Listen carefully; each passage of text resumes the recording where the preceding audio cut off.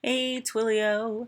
So this is my 5-minute walkthrough of some code on my final project.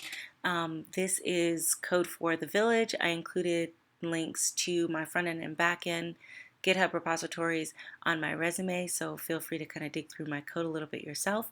But I just wanted to walk you through my user model since this is kind of the most important aspect of the project because it involves two self-referential relationships. This was also one of the more difficult aspects of the project that I had to complete. All right, so jumping in, my users table includes a name, a username, a password that's encrypted, an address, a couple of image URLs, an age, a birthday, a few different booleans, and a status, just so that you kind of have an idea of how much information gets referred back.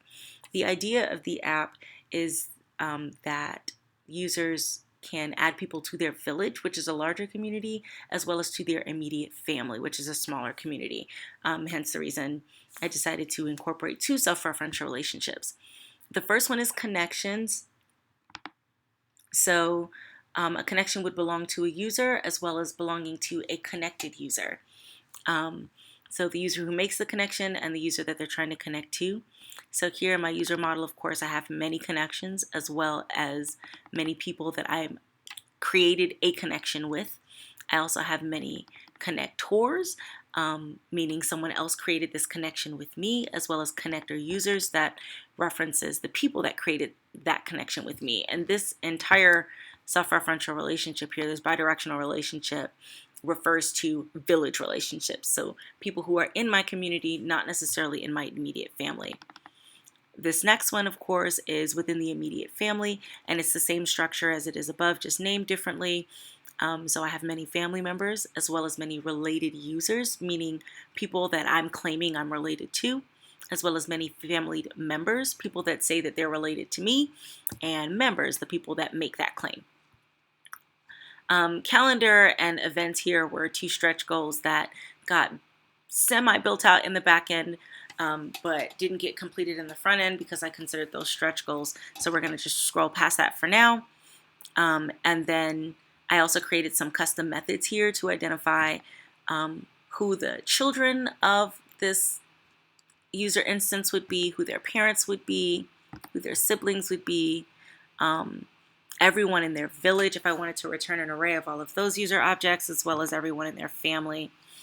Create calendar is a method that I created so that when a user is created, it'll automatically create a calendar for them, as well as automatically put their birthday on that calendar. But again, that's a stretch goal, so I'm going to put it away for now.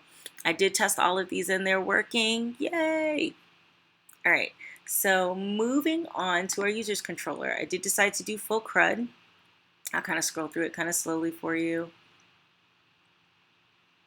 At the top, as you can see, it says skip before action, so you can create, add a child, view this person, update, and index.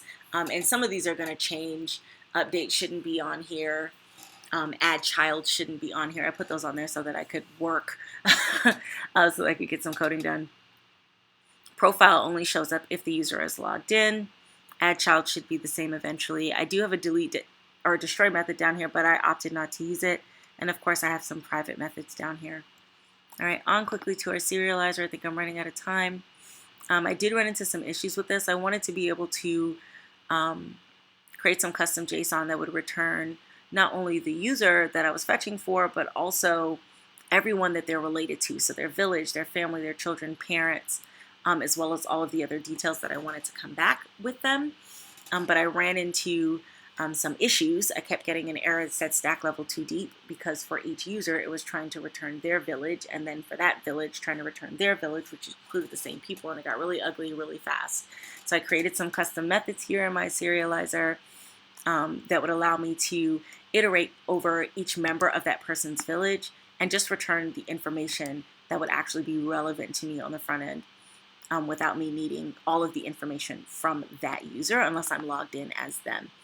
So I did that for village, and here this is just kind of the long form of what that was before I refactored it to just calling this method. And then I did the same thing for family, children, and parents.